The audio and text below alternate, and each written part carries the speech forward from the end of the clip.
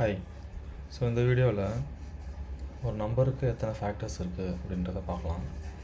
போன வீடியோவில் மேனுவலாக ஒரு சின்ன நம்பருக்கு ஃபேக்டர்ஸ் கண்டுபிடிச்சோம். இந்த வீடியோ பார்க்கலன்னா டிஸ்கிரிப்ஷனில் லிங்க் இருக்குது, அதில் பாருங்கள். ஸோ இதில் வந்து நம்ம ஒரு கம்ப்யூட்டர் ப்ரோக்ராம் எழுதி ரிசல்ட்டை வந்து சீக்கிரமாக எப்படி அச்சீவ் பண்ணலான்றதை பார்ப்போம். ஸோ 10க்கு பார்த்தீங்கன்னா 4 ஃபேக்டர்ஸ் இருக்குது, 24 பார்த்தா 8 ஃபேக்டர்ஸ் இருக்குது. இதெல்லாம் ஈஸியாக நம்ம மேனுவலாகவும் ஒர்க் அவுட் பண்ணலாம், கம்ப்யூட்டர் மூலமாகவும் ஒர்க் அவுட் பண்ணி நம்ம ஈஸியாக கெட் பண்ணலாம். ஸோ ஒரு பெரிய நம்பர் வருது, லேக்ஸ், 10 lakhs, crores மாதிரி ஒரு நம்பர் வருது, அதுக்கு எத்தனை ஃபேக்டர்ஸ் இருக்குதுன்னு கண்டுபிடிக்கணும்னா மேனுவலாக பண்ண முடியாது. ஸோ ஒரு கம்ப்யூட்டர் ப்ரோக்ராம் லாஜிக் எழுதி நம்ம ஈஸியாக அதை அச்சீவ் பண்ணிடலாம்.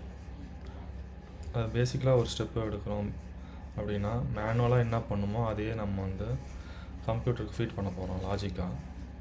ஸோ மேனுவலாக என்ன பண்ணுவோம், 10க்கு ஃபேக்டர் கண்டுபிடிக்கணும்னா 1 வச்சு டிவைட் பண்ணுவோம், 2 வச்சு டிவைட் பண்ணுவோம், 3 வச்சு டிவைட் பண்ணுவோம், 1 டிவைட் பண்ணுவோம்.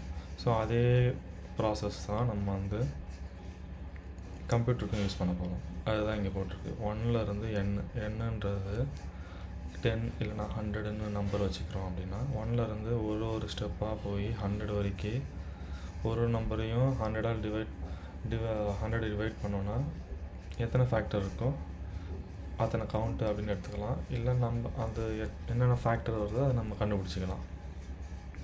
ஸோ அதுதான் ஐடியா நம்பர் 1.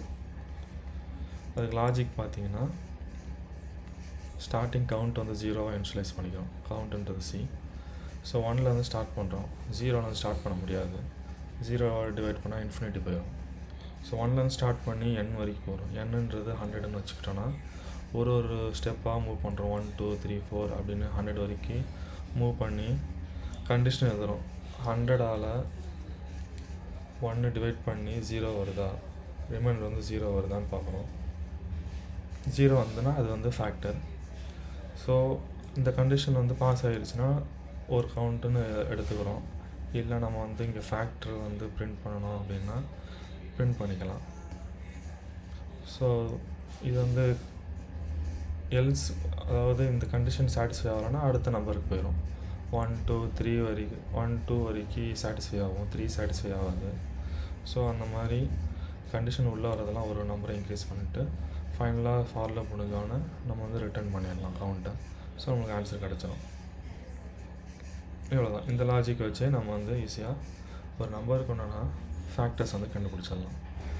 சப்போஸ் ஒரு பெரிய நம்பர் இருக்குது, அதுக்கு வந்து நம்ம கண்டுபிடிக்கணுன்னா எவ்வளோ நேரம் ஆகும் அப்படின்னு பார்த்தோன்னா ஒரு அசம்ஷனுக்கு ஒரு செகண்டுக்கு 10⁸8 ஐட்ரேஷன்ஸ் வருது. இப்போ 1லேருந்து 100 போகுது. ஸோ 100 ஐட்ரேஷன்ஸ் 1/1 போகிறதுனால 100 ஐட்ரேஷன்ஸ். அந்த மாதிரி 10⁸8 ஐட்ரேஷன்ஸ் வந்தாலும் 1 செகண்டில் இந்த லாஜிக் கண்டுபிடிச்சிரும் அப்படின்னு நினச்சிப்போம். அப்படி பார்த்தோன்னா 10⁹9 ஐட்ரேஷன்ஸ், அதாவது 10⁹9ன்றது நம்பராக கொடுக்குறாங்க, அதுக்கு வந்து ஃபேக்டர் கண்டுபிடிக்கணும்னா சேம் தான், 10⁹9 ஐட்ரேஷன்ஸ் வரும் லாஜிக் படி. So 10⁸8 ஐட்ரேஷன்னா 1 second. So 1 ஐட்ரேஷன்னா 1/10⁸8 second. அப்போ 10⁹9 ஐட்ரேஷன்ஸ்க்கு எவ்வளோ செகண்ட் கண்டுபிடிச்சோன்னா 10 செகண்ட் வருது. பரவாயில்ல, 10 செகண்டில் ஈஸியாக கண்டுபிடிச்சிடலாம்ல. அப்போ அந்த லாஜிக் வச்சு யூஸ் பண்ணிக்கலாம். ஸோ இது வரைக்கும் ஓகே. 10⁹9 நம்பர் வரைக்கும் நம்ம எந்த நம்பர் கொடுத்தாலும் ஃபேக்டர்ஸு 10 செகண்ட்ஸில் கண்டுபிடிச்சிடலாம். ஸோ 10⁸18 அப்படின்னு ஒரு நம்பர் கொடுக்குறாங்க அப்படின்னா லாஜிக் படி 10⁸18 ஐட்ரேஷன்ஸ் வரும். ஸோ இதில் நம்ம கால்குலேட் பண்ணி பார்க்குறோம் அப்படின்னா 10⁻10 செகண்ட் வருது. இதை நம்ம டிரைவ் பண்ணோன்னா 317 இயர்ஸ் ஆகும். நம்ம வந்து கம்ப்யூட்டர் ப்ரோக்ராம் மூலயமா பண்ணாலே 317 இயர்ஸ் எடுக்கும் ரிசல்ட் கிடைக்கும். அப்போ நம்ம 5th ஜென்ரேஷனுக்கு தான் வந்து ரிசல்ட்டே கிடைக்கும். அப்படி பார்த்தா அது வந்து நம்மளுக்கு கட்டுப்படி ஆகாது. ஸோ அதை ஆப்டிமைஸ் பண்ணணும். எப்படி அந்த லாஜிக்கை ஆப்டிமைஸ் பண்ணலாம் அப்படின்னா 1 × j = n, அதாவது ஒரு நம்பர் 24 எடுத்துக்கிறோன்னா 6 × 4 24. ஸோ I வந்து 6ம் 4 வந்து J1 எடுத்துக்கிட்டோன்னா 2 மல்டிப்ளை பண்ணால் அந்த ப்ராடக்ட் கிடைக்கிது, அதாவது 24ன்றதே கிடைக்கிது. ஸோ J வந்து இன்னொரு மாதிரி அதெல்லாம் J வந்து இங்கே வச்சுக்கிட்டு I வந்து கீழே கொண்டு போகிறோன்னா J = n/i. ஸோ ஐன்றது ஒரு ஃபேக்டர், J பதிலாக n/iன்றதும் ஒரு ஃபேக்டர். ஸோ இங்கே வந்து 2 எக்ஸாம்பிள் எழுதலாம். நம்ம அடுத்த ஐடியாவுக்கு போகிறதுக்கு முன்னாடி 2 எக்ஸாம்பிள் வச்சு எப்படி வந்து நம்ம ஐட்ரேஷன்ஸை குறைச்சா எப்படி டைம் கன்சியூம் ஆகாமல் எப்படி குறைப்போன்றதை பார்ப்போம். ஒரு எக்ஸாம்பிள் சின்ன நம்பரை வச்சு மேனுவலாக ஒர்க் அவுட் பண்ணி பார்ப்போம்.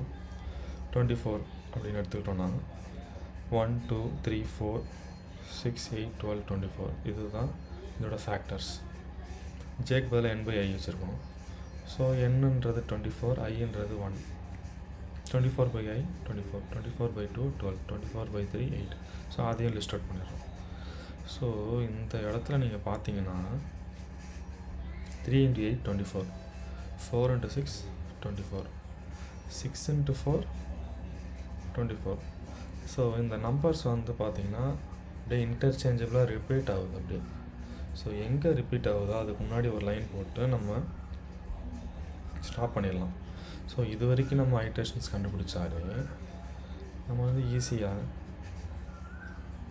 நம்ம வந்து ரிசல்ட்ஸ் அச்சீவ் பண்ண முடியும். இது வந்து ஒரு எக்ஸாம்பிள். இந்த எக்ஸாம்பிள் பார்த்திங்கன்னா அதே மாதிரி 1 to 36 ஃபுல்லாக இல்லை ஃபேக்டர்ஸ் லிஸ்ட் அவுட் பண்ணுறோம். n/iயும் போட்டோன்னா அதுவும் லிஸ்ட் அவுட் பண்ணிடுறோம். இங்கே பார்த்தீங்கன்னா 4 × 9 36, 6 × 6 36, 9 × 4 36. ஸோ இங்கே 4 9 வருது, 9 4 வருது, இன்டர்சேஞ்சபிளாக ரிப்பீட் ஆகும். ஸோ அதுக்கு முன்னாடி ஒரு லைன் போட்டு இங்கே முடிச்சிடுறோம். ஸோ இதுலேருந்து நம்ம கன்க்ளூசிவாக என்ன எடுக்கிறோம் அப்படின்னா, இந்த சைடு இருக்க நம்பர் இந்த சைடு இருக்க நம்பரோட சின்னதாக இருக்குது. 4 is lesser than 6. அதே மாதிரி 6 is 6 lesser than 6 இல்லை, but it is equal to the same number. 6ம் 6ம் ரெண்டும் சேம் நம்பர். ஸோ இதை சாட்டிஸ்ஃபை பண்ணுற மாதிரி ஒரு லாஜிக் எழுதுகிறோம் அப்படின்னா ஸ்டார்டிங் வித் 1லேருந்து ஸ்டார்ட் பண்ணி நம்பர் வந்து லெஸ்ஸராகவும் இருக்கணும், ஈக்குவல்ட்டாகவும் இருக்கணும். ஸோ 4 is lesser than 6ன்றது இது சாட்டிஸ்ஃபை ஆகும். ஐன்றது தான் 4, n/iன்றது தான் 6. So 4 is lesser than 6 satisfied. 6ன்றது i, n/iன்றது 6. So 6 lesser than equal to 6 equal to வரதுனால ரெண்டு எக்ஸாம்பிளும் இங்கே சாட்டிஸ்ஃபை ஆகுது. ஸோ 1லேருந்து n/iன்றது தான் நம்ம ஐட்ரேட் பண்ண போகிறோம். இந்த ஃபார்மேட்டை i × iன்னு எழுதலாம், இல்லை i² எழுதலாம், இல்லைனா i is lesser than equal to n² எழுதலாம். ஸோ மீதி நெக்லெக்ட் பண்ணிடலாம், டூப்ளிகேட்ஸை நெக்லெக்ட் பண்ணிட்டோன்னா நம்ம ஈஸியாக சின்ன ஒரு ஐட்ரேஷன்ஸ்லேயே வந்து சீக்கிரமாக ரிசல்ட்டை கண்டுபிடிச்சாங்க.